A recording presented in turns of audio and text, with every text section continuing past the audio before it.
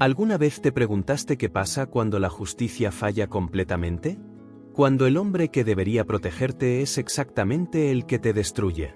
Cuando tienes la verdad de tu lado pero no tienes dinero para comprar a quienes deciden tu destino.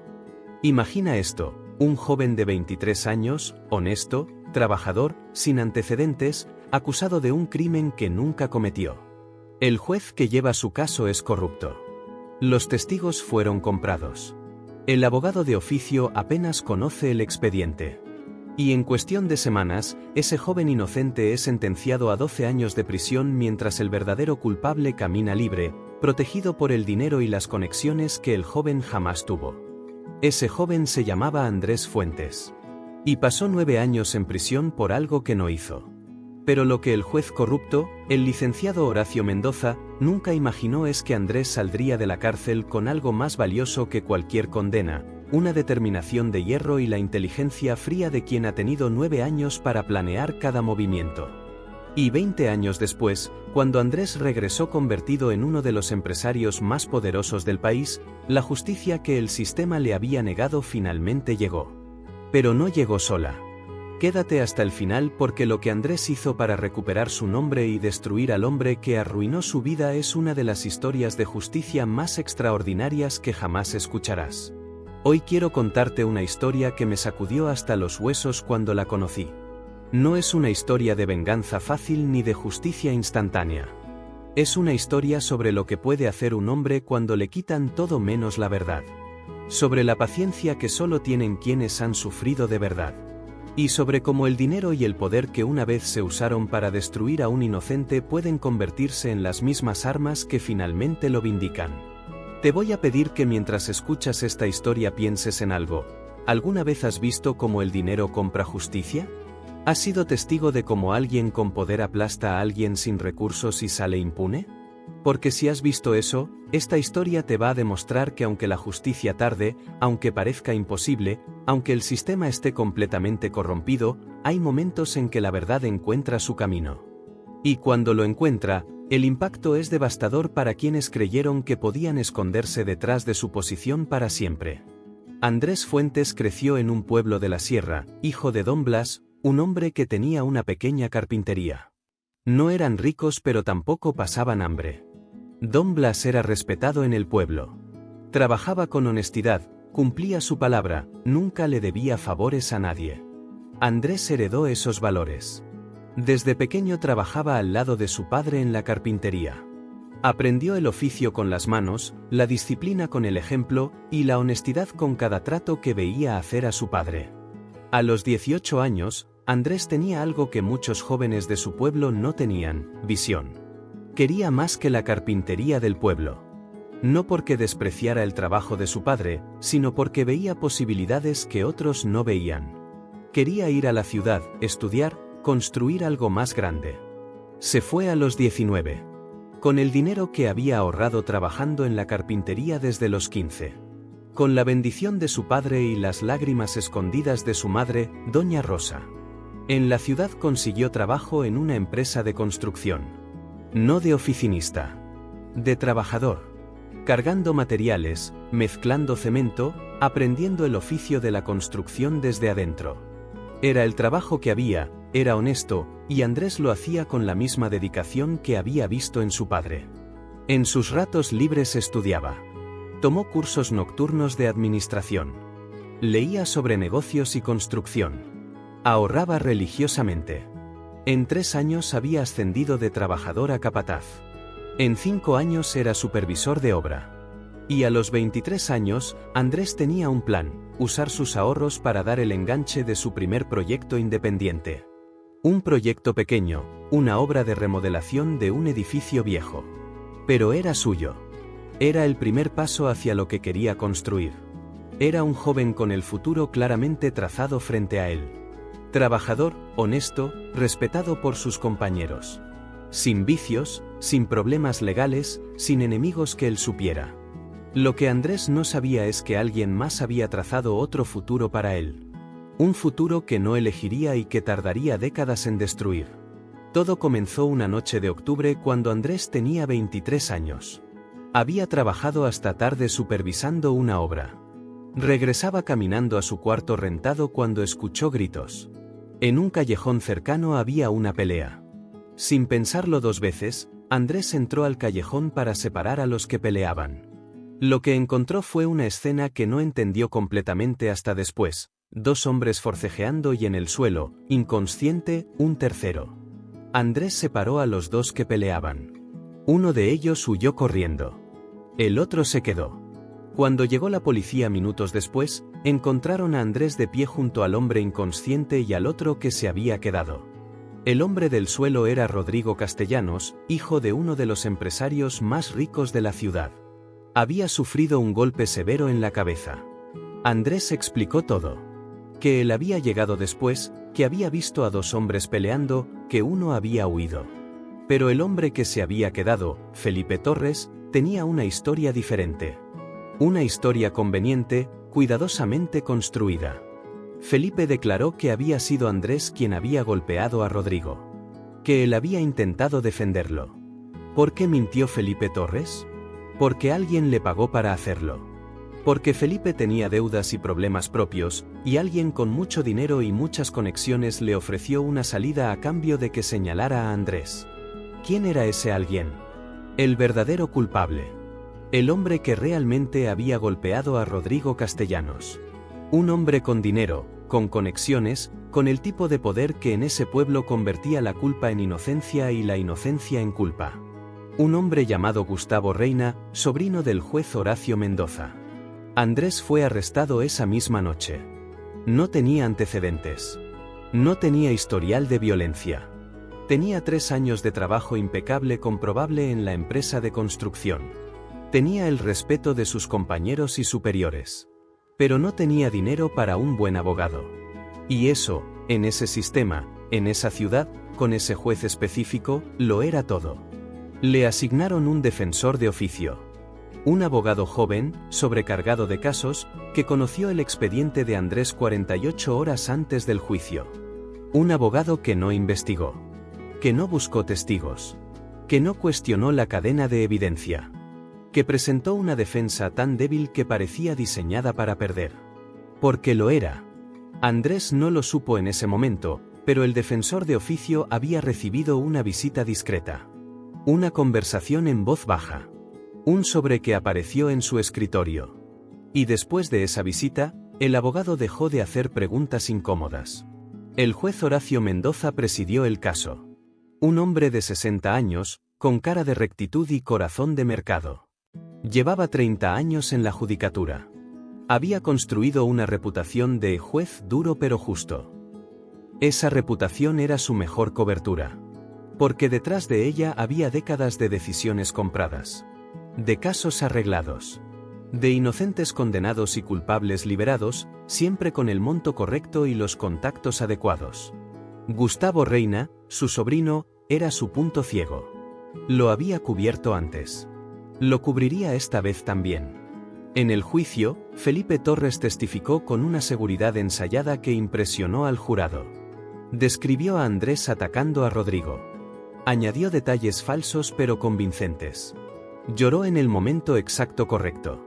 Andrés testificó la verdad. Pero la verdad, sin respaldo, sin abogado competente, sin testigos que nadie buscó, sonaba débil frente a la certeza actuada de Felipe. El juez Mendoza guió el proceso con una parcialidad que cualquier abogado competente hubiera podido impugnar. Rechazó evidencia que favorecía a Andrés. Permitió testimonios cuestionables contra él. Sus instrucciones al jurado fueron tan cargadas que prácticamente dictó el veredicto. Culpable. 12 años por lesiones graves con agravantes. Andrés se quedó paralizado cuando escuchó la sentencia. Miró al juez Mendoza. El juez no lo miró. Revisaba papeles en su escritorio con una indiferencia que era peor que el odio. Rodrigo Castellanos se recuperó completamente. Gustavo Reina nunca fue investigado. Felipe Torres recibió su pago y desapareció de la ciudad. Y Andrés Fuentes, de 23 años, inocente, fue llevado a prisión para cumplir una condena que no merecía. La primera semana en prisión, Andrés lloró. No lo contaría después, pero lloró. Con la desesperación absoluta de quien entiende que el mundo puede ser completamente injusto y no hay nada que puedas hacer al respecto. Llamó a sus padres. Escuchar la voz de su madre, doña Rosa, fue lo más difícil. Hijo, te vamos a sacar. Vamos a conseguir un abogado. Vamos a apelar.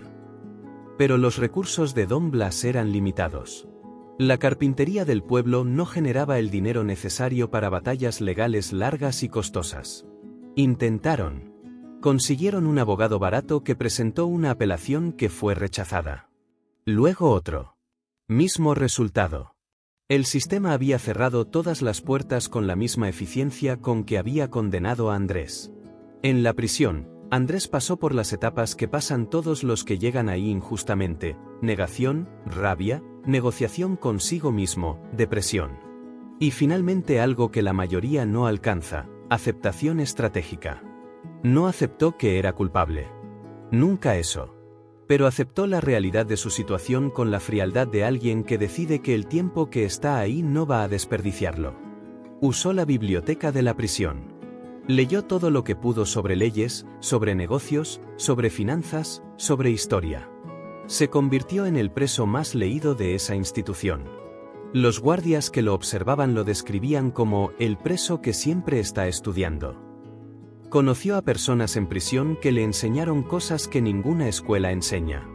Un contador que había cometido fraude fiscal le enseñó finanzas corporativas con una profundidad extraordinaria.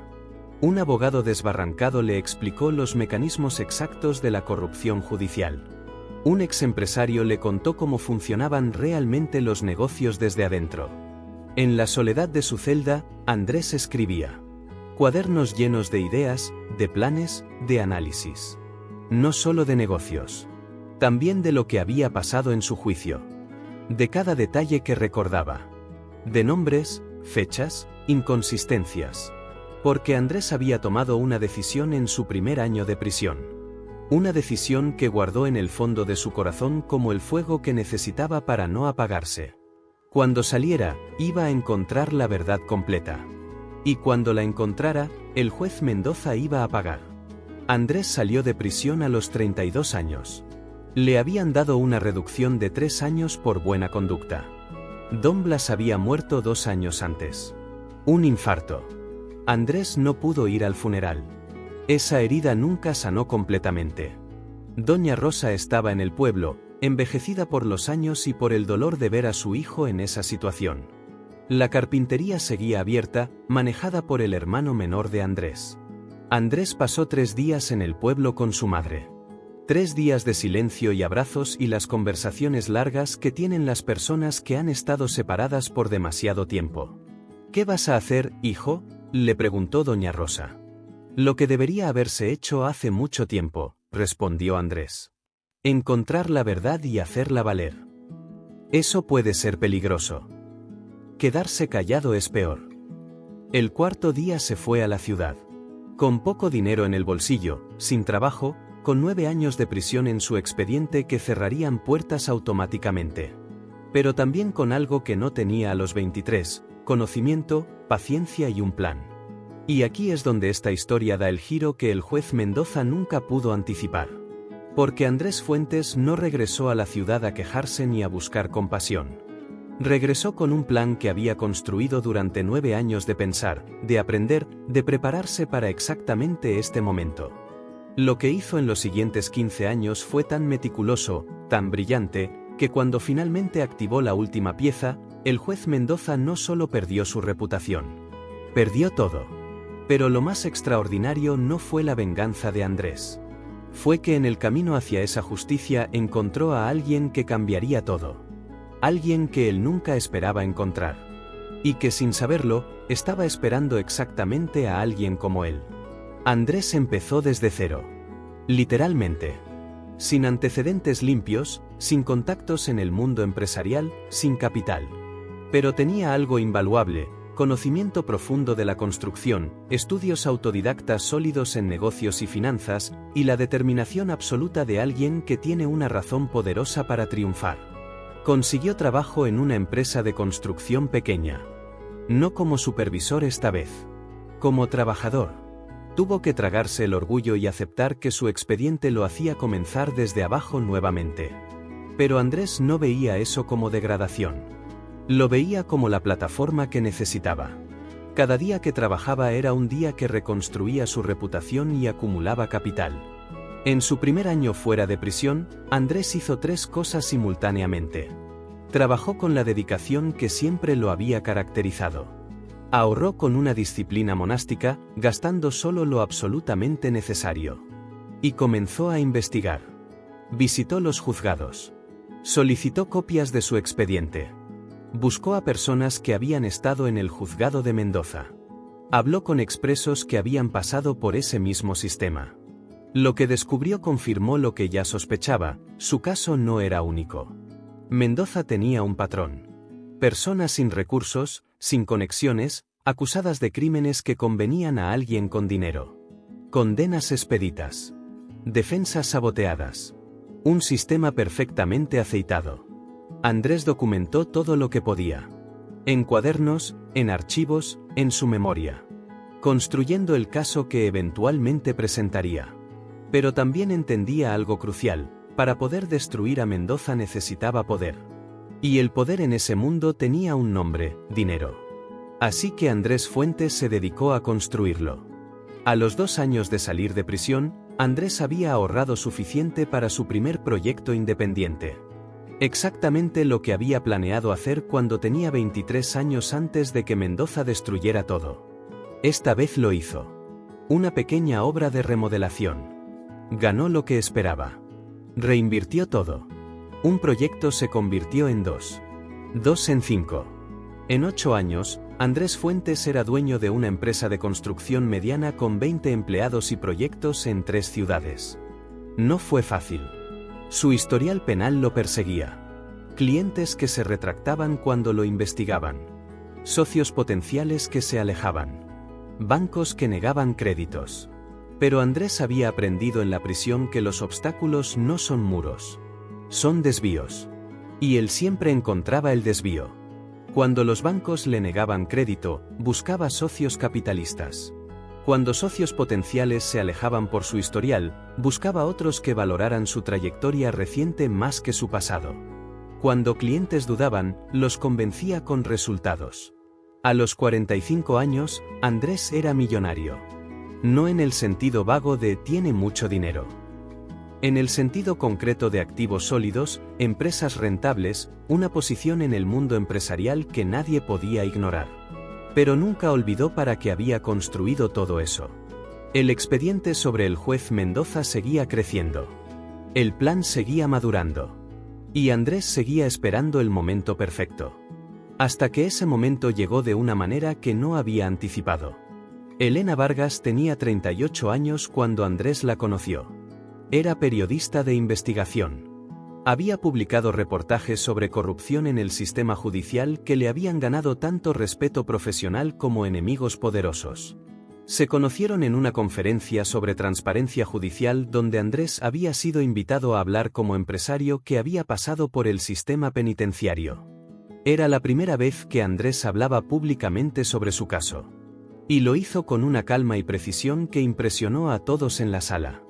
Elena se acercó después de la conferencia. Su historia es extraordinaria, le dijo directamente. ¿Estaría dispuesto a hablar más sobre lo que pasó en su juicio? Andrés la miró. Era una mujer directa, inteligente, con esa mirada que tienen los periodistas buenos, la de alguien que escucha con todo el cuerpo, que procesa y cuestiona simultáneamente. Depende, respondió Andrés. ¿Para qué tipo de historia? Para una que cuente la verdad completa. No solo su historia. El sistema detrás de su historia. Andrés consideró eso. Llevaba 12 años construyendo solo su caso contra Mendoza. Había llegado lejos, pero había algo que el dinero y la determinación solos no podían conseguir: la capacidad de exponer la historia al mundo de una manera que nadie pudiera ignorar. Un periodista de investigación serio, con credibilidad establecida, podría ser exactamente la pieza que le faltaba. ¿Conoce al juez Horacio Mendoza?, preguntó Andrés. Elena frunció el ceño. Lo conozco de nombre. Es considerado uno de los jueces más respetados de la región. Esa reputación es exactamente el problema, dijo Andrés. ¿Tiene tiempo para un café? Ese café duró 4 horas. Andrés le contó todo. No de manera emotiva. Con la precisión y el detalle de alguien que ha revisado su caso miles de veces durante 20 años. Elena escuchaba, tomaba notas, hacía preguntas incisivas. No cuestionaba la historia de Andrés por incredulidad, sino por precisión periodística. Quería entender exactamente qué era verificable y qué era su posición. Al final de esas 4 horas, Elena le dijo algo que Andrés no esperaba. No soy la primera persona que ha investigado a Mendoza. Andrés se tensó. ¿Qué? Hace 3 años, un colega mío intentó publicar una historia sobre irregularidades en su juzgado. El reportaje nunca salió. Mi colega recibió amenazas. Lo presionaron de maneras que prefiero no detallar. Finalmente se retractó. ¿Y usted? Elena lo miró con esa calma particular de quien ha evaluado un riesgo y ha decidido aceptarlo. Yo tengo más experiencia. Y más protección institucional. Y aparentemente, señaló Andrés, acabo de encontrar a alguien con más evidencia que cualquier persona que haya investigado este caso antes. ¿Está diciendo que quiere publicar esto? Estoy diciendo que si lo que me acaba de contar es verificable, tengo la obligación de intentarlo. Andrés la miró en silencio por un momento. Luego extendió la mano. Bienvenida. Durante los siguientes 18 meses, Andrés y Elena trabajaron juntos con una metodología que combinaba los recursos de Andrés con las habilidades investigativas de Elena. Andrés financió la investigación. Contrató a un investigador privado de primer nivel. Pagó por análisis forense de documentos. Accedió a toda la información que había acumulado durante años. Y usó su red de contactos empresariales para abrir puertas que Elena sola no hubiera podido abrir. Elena aportó lo que el dinero no puede comprar: credibilidad periodística, metodología de investigación rigurosa, y la capacidad de convertir evidencia en narrativa pública irrefutable. Juntos encontraron cosas que Andrés no había podido descubrir solo. El primer hallazgo mayor fue Felipe Torres. El testigo falso que había declarado contra Andrés hacía 20 años. Con recursos y tiempo, el investigador privado lo encontró. Vivía en otra ciudad, había cambiado de nombre, pero tenía registros que lo ubicaban. Cuando Elena lo entrevistó, después de semanas de acercamiento cuidadoso, Felipe Torres tenía 52 años. Era un hombre destruido por el peso de lo que había hecho. El dinero que había recibido por mentir se había acabado hace mucho. La culpa no. Nunca pensé que ese muchacho sería condenado, dijo Felipe con una voz que sonaba como una disculpa permanente. Me dijeron que solo sería detenido un tiempo y soltado. Que el dinero era por ayudar a mantener el orden. ¿Quién le dijo eso? Un hombre que trabajaba para el licenciado Reina. Gustavo Reina. ¿Y el juez Mendoza? Felipe dudó largo rato. Nunca hablé directamente con él. Pero el hombre que me contactó fue muy claro: el juez ya estaba avisado. Que todo estaba arreglado. Era el testimonio más directo que habían conseguido. No suficiente solo, pero poderoso combinado con lo demás. El segundo hallazgo fue más técnico pero igualmente devastador. Los documentos del juicio de Andrés mostraban irregularidades que un experto en procedimiento legal podía identificar claramente. Evidencia que fue mal catalogada. Testimonios que deberían haber sido rechazados y no lo fueron. Instrucciones al jurado que violaban procedimientos establecidos. Un abogado penalista retirado que Elena contactó, al revisar el expediente, fue directo. Este juicio fue una farsa. Cualquier tribunal de apelaciones habría anulado esto. La pregunta es por qué las apelaciones de este hombre fueron rechazadas tan expeditamente. La respuesta llegó cuando investigaron las apelaciones. El mismo circuito judicial. Los mismos contactos. El dinero que fluía de Mendoza hacia las personas correctas en los niveles correctos. El tercer hallazgo fue el más explosivo. Al investigar el historial completo de Mendoza, encontraron que el caso de Andrés no era el único. Había al menos 7 casos documentales con patrones similares. Personas de escasos recursos, acusadas de crímenes que convenían a personas con dinero. Condenas que no resistían el análisis legal serio. Y en todos, la huella discreta pero rastreable del juez Mendoza.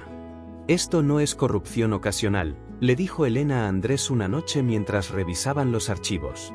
Esto es una operación sistemática. Mendoza ha estado operando así durante décadas. Lo sé, respondió Andrés con esa calma que ya era su característica permanente. Por eso tardé tanto en moverme. Necesitaba que fuera irrefutable. Antes de continuar con esta historia que me tiene completamente atrapado contándola, necesito pedirte algo. Si lo que estás escuchando te está moviendo por dentro, si quieres saber cómo Andrés y Elena ejecutan el plan que destruirá definitivamente al juez Mendoza, suscríbete a este canal y activa la campanita. Porque historias como esta nos recuerdan que la justicia existe aunque tarde 20 años en llegar. Dale like si crees que Andrés merece que el mundo sepa su historia. Comparte este vídeo con alguien que necesite recordar que la verdad siempre encuentra su camino.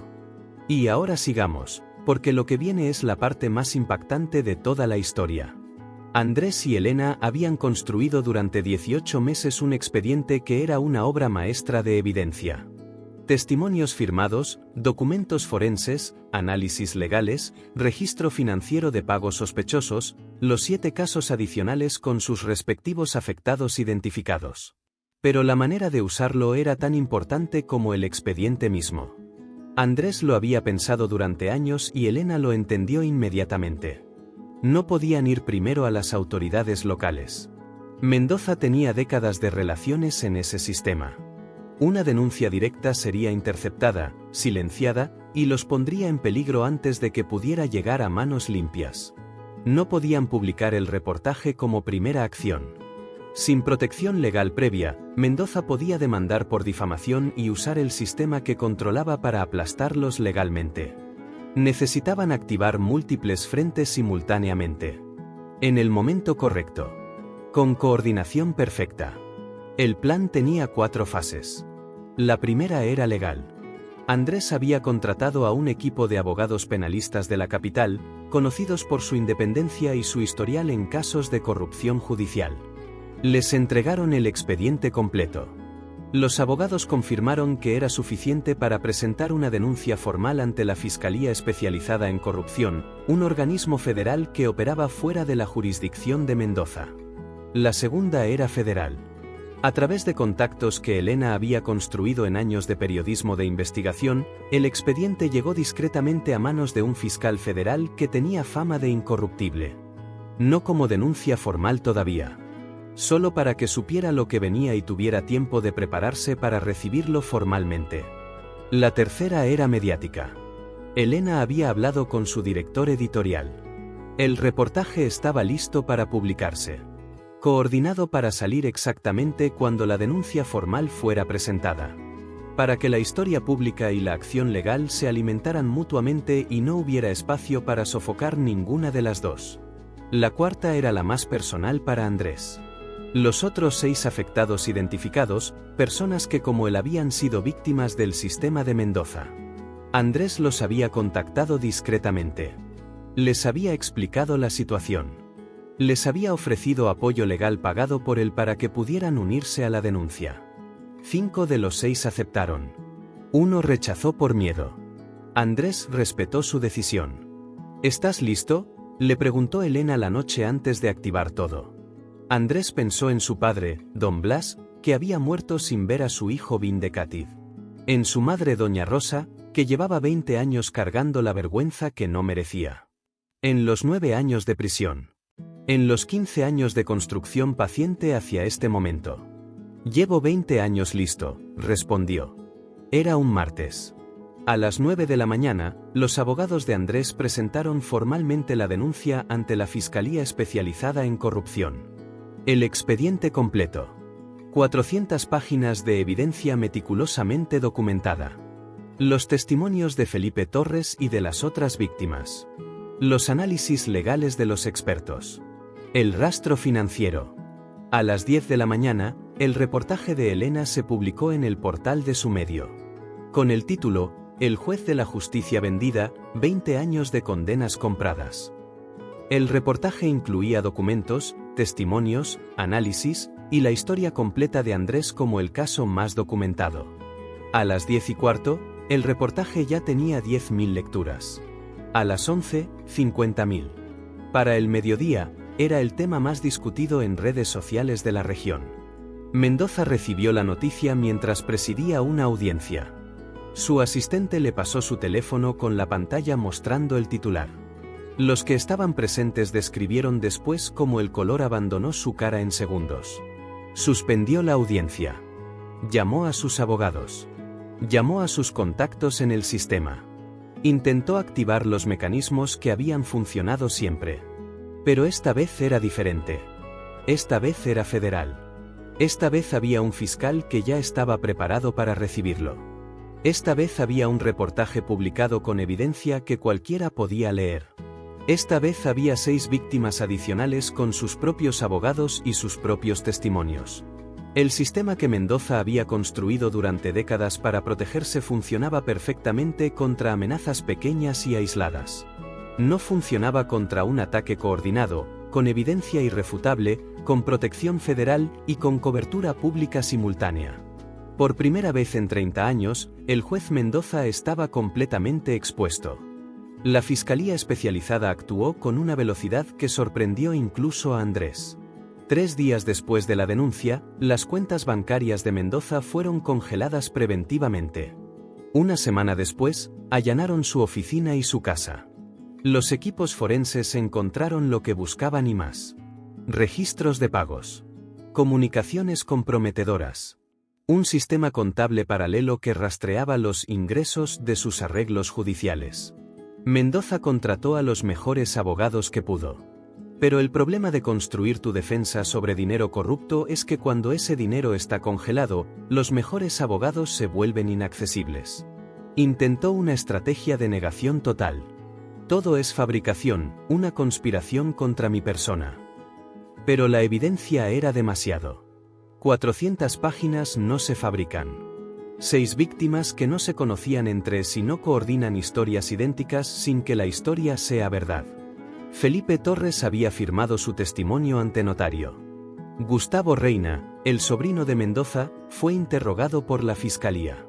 Sin la protección de su tío, sin dinero para defenderse, las cuentas de Mendoza estaban congeladas, Gustavo se derrumbó en la tercera sesión de interrogatorio.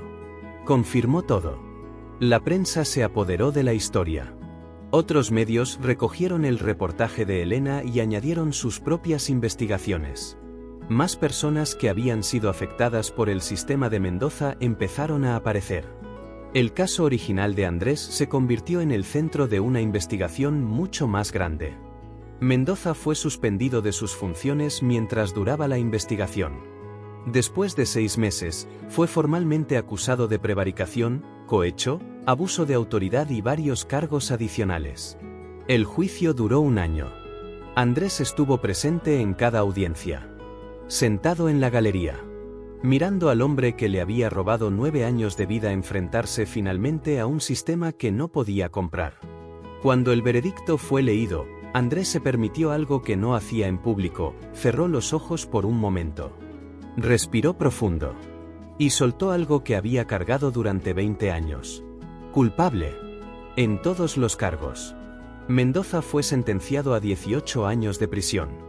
Más que los 12 que le había dado a Andrés siendo inocente. Paralelo al proceso contra Mendoza, los abogados de Andrés habían presentado una petición de revisión de su condena original. Con toda la evidencia que había salido, con el testimonio de Felipe Torres, con la confirmación de Gustavo Reina, con el patrón comprobado de corrupción de Mendoza, el caso era innegable. 6 meses después de la condena de Mendoza, un tribunal de apelaciones revisó el caso de Andrés Fuentes. 3 jueces. Audiencia formal. Andrés de pie frente a ellos, 47 años, exactamente 24 después de haber sido condenado injustamente. El presidente del tribunal leyó la resolución. Después de revisar exhaustivamente el expediente original y la evidencia presentada en la investigación federal contra el exjuez Horacio Mendoza, este tribunal determina que el proceso original contra el señor Andrés Fuentes estuvo viciado en múltiples aspectos fundamentales que invalidaron su derecho a un juicio justo. Por lo tanto, se anula la condena original y se declara al señor Andrés Fuentes inocente de todos los cargos que le fueron imputados. Doña Rosa estaba en la primera fila. Tenía 73 años. Llevaba un vestido que Andrés recordaba de cuando era niño. Lloraba en silencio con una dignidad que era perfectamente la suya. Andrés se volvió a mirarla. Y por primera vez en décadas, sonrió con esa sonrisa completa, sin sombra, de quien finalmente puede soltar un peso que ha cargado demasiado tiempo. La declaración de inocencia de Andrés fue noticia. Su historia, que ya era conocida por el reportaje de Elena, se convirtió en símbolo de algo más grande. Pero Andrés no se quedó en el símbolo. Tenía planes que iban más allá de su propia justicia. Usando parte de su fortuna, Andrés creó una fundación. La llamó Voz Justa. Su propósito era proporcionar defensa legal de calidad a personas de escasos recursos acusadas de crímenes que no podían defenderse adecuadamente. El tipo de defensa que él nunca tuvo y que hubiera cambiado todo. La fundación contrataba a abogados penalistas de primer nivel. Revisaba casos donde el patrón sugería una defensa deficiente. Investigaba irregularidades procesales. Y cuando encontraba casos como el suyo, peleaba con todos los recursos disponibles. En el primer año de operación, Voz Justa tomó 42 casos. Logró la absolución o reducción significativa de condena en 27 de ellos. 27 personas que como Andrés habían sido aplastadas por un sistema que debería haberlas protegido. Elena escribió un segundo reportaje. No sobre Mendoza esta vez. Sobre la fundación. Sobre cómo un hombre que había sido víctima del sistema había decidido convertirse en escudo contra ese mismo sistema. El reportaje ganó un premio nacional de periodismo. Elena lo recibió con Andrés a su lado. Para ese entonces, lo que había empezado como una colaboración profesional se había convertido en algo más. No de manera apresurada ni dramática. De la manera natural en que dos personas que se respetan profundamente y comparten valores fundamentales eventualmente encuentran en el otro algo que no buscaban pero reconocen. ¿Cómo te sientes?, le preguntó Elena la noche de la ceremonia. Como alguien que finalmente puede mirar hacia adelante sin que el pasado lo jale hacia atrás, respondió Andrés. ¿Y Mendoza? Andrés pensó en eso. Mendoza está donde debe estar. Eso ya no es mi problema. Mi problema, mi responsabilidad ahora, son las 42 personas que llegaron a nuestra fundación este año. Y las que van a llegar el próximo. 3 meses después de la declaración de inocencia, Andrés llevó a su madre, Doña Rosa, a visitar la tumba de Don Blas. Era una tarde tranquila. El cementerio del pueblo estaba silencioso. Las flores que Andrés había llevado estaban en el lugar correcto. Andrés se arrodilló frente a la tumba de su padre. Puso una mano en la piedra. Y habló en voz baja, como si su padre pudiera escuchar. Ya está, papá. Ya quedó limpio el nombre. El tuyo y el mío. Doña Rosa estaba detrás de él. Cuando Andrés se levantó y la miró, su madre tenía esa expresión que tienen las personas mayores cuando sienten que su trabajo en este mundo está completo. Tu papá siempre supo que eras inocente, dijo Doña Rosa. Nunca dudó. Ni un solo día. ¿Eso te ayudó? ¿Que él nunca dudara? Me salvó. Una pausa larga. ¿Y ahora? ¿Qué sigue para ti? Andrés miró hacia el horizonte del pueblo. El mismo pueblo donde había crecido. Las mismas montañas. El mismo cielo. Sigue la fundación. Sigue el trabajo. Sigue asegurarse de que lo que me pasó a mí le pase a la menor cantidad de personas posible. ¿Y serás feliz con eso? Andrés consideró la pregunta honestamente. No sé si feliz es la palabra correcta. Creo que la palabra correcta es completo. Que lo que viví, todo el dolor, no fue en vano. Que sirvió para algo más que a mí mismo. Doña Rosa asintió. Tu abuela tenía un dicho: el sufrimiento que no enseña nada es el único sufrimiento verdaderamente perdido. Tú aprendiste. Y enseñas. 5 años después de la caída de Mendoza, la Fundación Voz Justa había tomado más de 200 casos. 143 personas habían sido absueltas o habían recibido condenas significativamente reducidas. 43 de esas personas habían sido completamente exoneradas de condenas injustas. La fundación había inspirado esfuerzos similares en otras ciudades. Andrés había viajado a hablar sobre su modelo en universidades, en foros de derechos humanos, en conferencias judiciales. Elena dirigía ahora un equipo de 5 periodistas especializados en periodismo de investigación judicial. Habían publicado más de 20 reportajes sobre corrupción en el sistema. 4 de esos reportajes habían resultado en investigaciones formales y condenas de funcionarios corruptos. Mendoza cumplía su condena. Andrés nunca fue a visitarlo. No por odio. Por irrelevancia. Mendoza había dejado de tener peso en su vida el día que fue declarado culpable. Lo que pesaba en la vida de Andrés ahora eran cosas completamente diferentes. El trabajo de la fundación. Las conversaciones con Doña Rosa cada semana. La relación con Elena, que seguía siendo la combinación única de colaboración intelectual y compañía genuina que había sido desde el principio. Y los 43. Las 43 personas que como él habían sido declaradas inocentes después de años de condena injusta. Cada una era un recordatorio de por qué todo había valido la pena. Un día, uno de esos 43 fue a visitar las oficinas de la fundación. Se llamaba Héctor, tenía 35 años, había pasado 6 en prisión por un crimen que no había cometido. La fundación lo había ayudado a demostrar su inocencia. Señor Fuentes, le dijo Héctor, quería decirle algo en persona. Dígame. Cuando salí de prisión, lo primero que hice fue buscar información sobre usted. Para entender cómo había logrado lo que logró. Cómo había sobrevivido. ¿Y qué encontró? Que la diferencia entre usted y muchos que pasan por lo mismo es que usted nunca se convenció de que el sistema tenía razón. Nunca aceptó la culpa que le pusieron. Muchos que pasan por prisión injustamente terminan creyendo que merecían estar ahí. Usted nunca lo creyó. Andrés lo miró. ¿Y usted? ¿Alguna vez lo creyó? Héctor bajó la vista. Hubo momentos. Es normal. La presión es enorme. Pero la verdad es más fuerte que la presión si la sostienes con ambas manos. Héctor asintió. ¿Puedo preguntarle algo más? Adelante. ¿Vale la pena? ¿Todo lo que hizo, el tiempo, el esfuerzo, el costo? ¿Vale la pena al final? Andrés pensó en su padre muerto sin ver su bendición. En los 9 años de prisión. En los 15 de construcción paciente. En los 20 años totales desde que un juez corrupto había destruido su vida de un plumazo. Luego pensó en Héctor frente a él. En los otros 42. En la fundación. En Elena. En Doña Rosa. En el trabajo que seguía. No lo sé si vale la pena en abstracto, respondió finalmente. Lo que sé es que la alternativa era rendirme. Y rendirme significaba que Mendoza tenía razón. Que el sistema podía hacer lo que quisiera con personas como nosotros sin consecuencias. Y eso, hizo una pausa, eso era lo único que nunca estuve dispuesto a aceptar. Déjame contarte algo sobre esta historia. No es solo una historia sobre un hombre que recuperó su nombre. Es sobre algo más profundo y más incómodo. Es sobre cómo el dinero y el poder pueden corromper la justicia.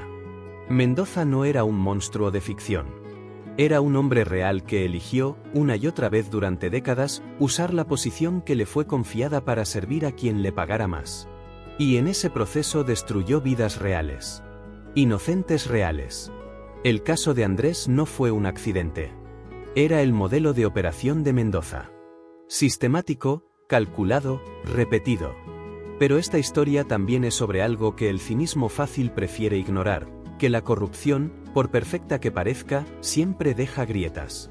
Y si alguien tiene la paciencia y la determinación de encontrar esas grietas, la estructura se puede derrumbar. Andrés tardó 20 años. 20. Eso no es para todos. Requiere un tipo de fortaleza que se construye en la oscuridad de la celda, en la humillación de empezar desde cero, en la disciplina de construir cuando el mundo dice que no puedes. Pero también esta historia nos enseña sobre el poder de la colaboración. Andrés solo, con todo su dinero y su determinación, probablemente hubiera llegado a algún resultado. Pero Elena le dio algo que él no tenía, la capacidad de llevar la verdad al mundo de una manera que el sistema no pudiera sofocar. Cada uno aportó lo que el otro no tenía. Y juntos lograron lo que ninguno hubiera logrado solo. Y finalmente, esta historia nos recuerda algo sobre el verdadero significado de la justicia. Andrés pudo haber usado todo su dinero y su poder solo para vengarse de Mendoza. Para destruirlo personalmente. Para asegurarse de que sufriera tanto como él había sufrido. Pero eligió algo diferente. Eligió transformar su experiencia en un sistema que protegiera a otros. La Fundación Voz Justa no existiría sin los 9 años de prisión de Andrés. Sin el dolor, sin la injusticia, sin el sufrimiento. Todo eso fue el precio de algo que eventualmente cambió 143 vidas. Eso no significa que el sufrimiento valió la pena en abstracto. El sufrimiento injusto nunca vale la pena. Pero significa que Andrés eligió convertir lo que le hicieron en algo que servía a otros. Y en esa elección está toda su grandeza. La moraleja de esta historia es poderosa y necesaria. El dinero puede comprar jueces, pero no puede comprar la verdad. La verdad puede ser enterrada, puede ser silenciada, puede ser aplastada temporalmente. Pero si alguien que la conoce tiene la determinación de sostenerla durante el tiempo que sea necesario, la verdad eventualmente emerge. Y cuando emerge después de haber sido suprimida, lo hace con una fuerza que destruye todo lo que se interpuso en su camino. Andrés no recuperó solo su nombre. Recuperó la fe de que el sistema puede ser corregido cuando las personas correctas deciden que así será. Y eso, al final, vale más que cualquier condena. Porque las condenas terminan. Los sistemas que se dejan sin corrección, no. Si esta historia te conmovió, si te hizo pensar en la injusticia que existe en el mundo y en las personas que la enfrentan con dignidad, te pido que hagas algo. Primero, suscríbete a este canal si aún no lo has hecho. Activa la campanita. Porque semana a semana traigo historias como esta que te van a recordar que la justicia existe, aunque tarde. Que la verdad es más poderosa que el poder. Y que siempre, siempre, vale la pena pelear por lo correcto. Segundo, comparte este vídeo.